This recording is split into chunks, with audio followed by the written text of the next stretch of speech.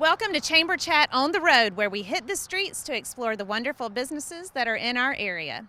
Our first stop today goes way back in history, all the way to 1831.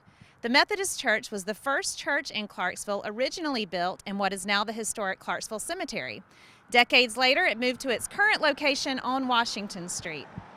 Challenged by two devastating fires, the church has rebuilt, redesigned, remodeled, and grown. Today we're going to meet the pastor of Clarksville First United Methodist Church to find out all about the wonderful things they are doing in our community.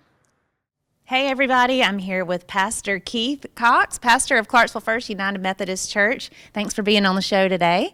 And how long have you been here? Well, my family and I, we moved here June of 2017.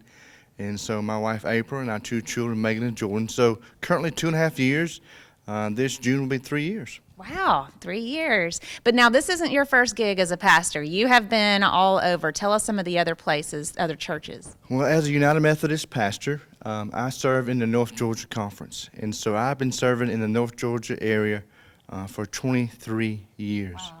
And North Georgia goes all the way down to Griffin, all the way, well, actually below Griffin and Forsyth, all the way up to Augusta and over in the North Georgia area. So we started when I was in seminary, and there's two seminaries in North Georgia. There's Candler and Emory, and there's Gammon at ITC.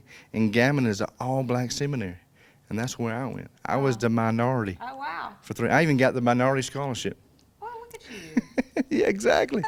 And so from there we spent 3 years, and I had three little churches. Mm-hmm. So we started off, and they were like three different children.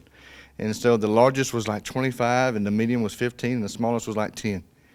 And so then from there we went to the Atlanta-Roswell district. There's 12 districts in the North Georgia area. So we spent a couple of years over in the Griffin district, 3 or 4 years in Atlanta-Roswell, and then we also went to the Athens district. And then we were blessed in 03 to 07 to be in this district. Our church, Clarkesville, is in the Gainesville district. But what's unique about that is after we spent 4 years at Gainesville First United Methodist Church, I was the associate pastor there for 4 years. My wife and children, we moved to Jamaica. Wow. To be missionaries. My wife knows sign language. I know sign language. My wife April is the only deaf and hard of hearing teacher for Habersham County. So we spent 2 years in Jamaica working with 3 deaf schools and a deaf village. And then we came back to the States in the Augusta area, and then we've been here for 2.5 years. So what makes Clarksville First so unique? Why this area? Well, as you can tell, I have a South Georgia accent. I was born in Albany. So was I. Are you a Phoebe Putney baby? Yes, I'm a Phoebe Putney baby. I'm a Phoebe baby. I see. That's why this tell you. this works. Now, we won't ask who's older here, because it's obvious who's older. It's obvious who's older. We'll leave it alone. That's all we'll say. It's obvious who, but we're both Phoebe babies. But when we say Phoebe babies, we mean there's a hospital in Albany called Phoebe Putney. Matter of fact, my little stuffed animal that I brought home, we called it Phoebe. Yep. From the hospital. But my home is Colquitt, which is Miller County. And so I grew up in a small town where everyone knew everybody. It was just a great community. My wife grew up in Milner, so we're used to being around a community where we know that everybody's there to support one another. And when people ask me what type of area I like to serve, a county seat church is really where I feel I'm in my strength. And for example, you can find me on Friday nights on the sideline with the football team. Yeah. When you're in that small town community, everybody knows everybody and recognizes everybody. So when we found out we were coming here, we feel like we're at home here in Clarksville. Yeah. And you guys have really grown a lot, and you provide ministries for all ages. Tell us a little bit about that. We like to say for every age and stage of life. And so what's unique about that, let me just start with our 3 different worship services. At 8:30 and 11, we have a traditional service, which is over in our sanctuary. Now, this stage that you're seeing here in this video is where we have our contemporary service. And you may ask, what's the difference in a contemporary and a traditional? Well, at 9 o'clock in here, the only difference is the music style. The type of contemporary music that you hear on the radio is what we play here on the stage. We have guitars, and we have drums, and we have a keyboard, but the sermons are the same.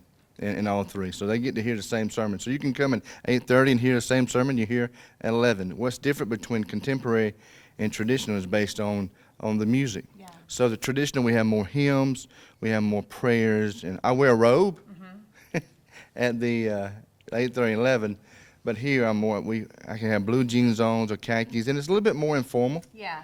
So what people wear, we have people in shorts and flip-flops. It's more casual. As you can see, it's a lot more closer as far as the stage and the people go. So that makes us unique, having two types of services. We're very blessed to have a great children's director, Courtney Young. She's been here a year. She also leads our worship. So we have a staff member for our children.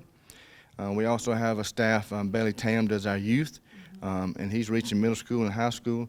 We've just brought on Christy Henson. She's been here a year too. She does our older adults.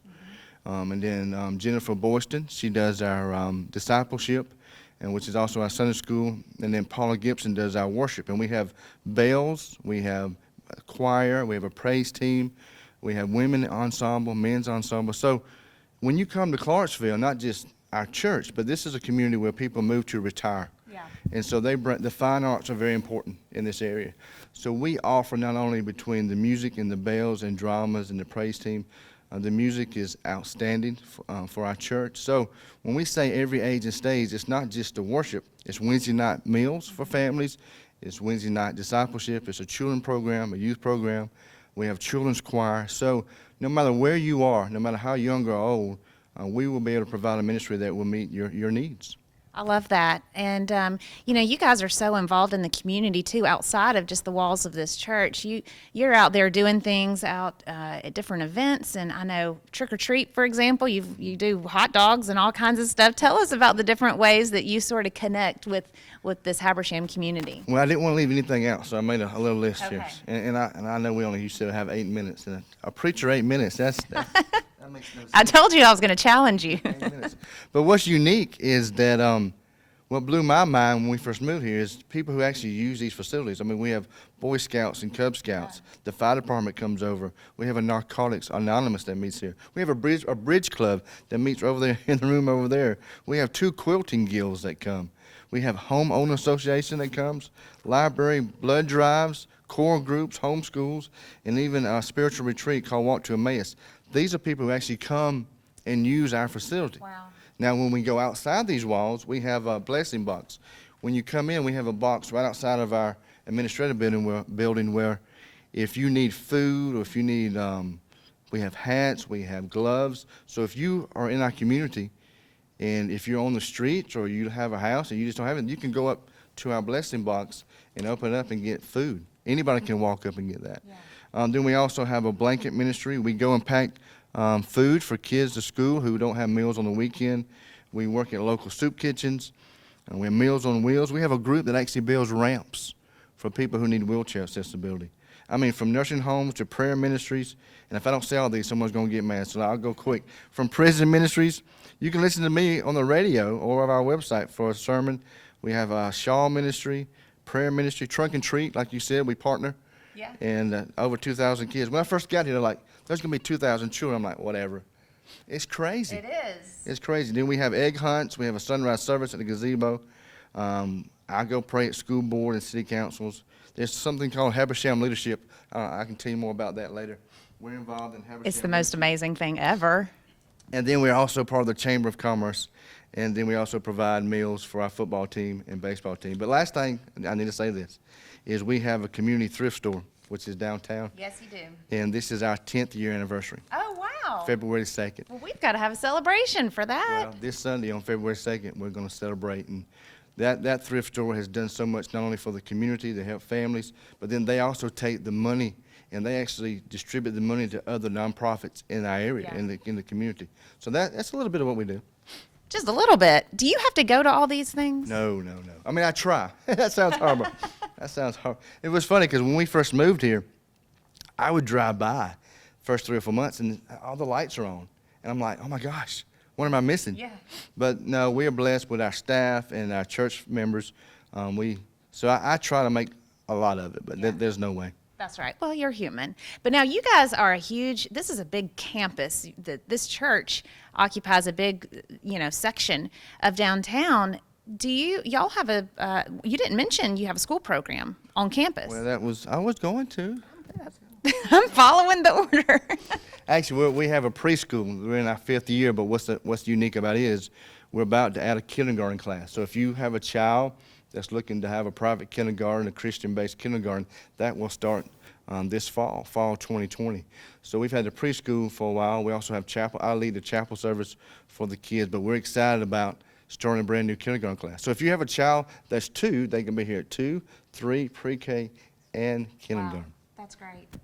All right, so tell the folks who are watching if they're interested in being part of any of these projects or services that you guys have going on, how can they get in touch with you? Well, the easiest way is just to go to our website, which is clarksvillefirst.umc.org. The website's the best way to get information. We're on Facebook, we're on Instagram. So social media is the way to go, or just contact our church office, and we'll have a screen with all this information so people can see that as well. So, yeah. Well, Pastor Keith, thank you for all that you do in this community. Y'all do wonderful things, and of course, you're spreading the good word of God, and we appreciate that. And I'm glad to have you here all the way from Albany, Georgia, to Habersham County. So thank you. We'll be right back.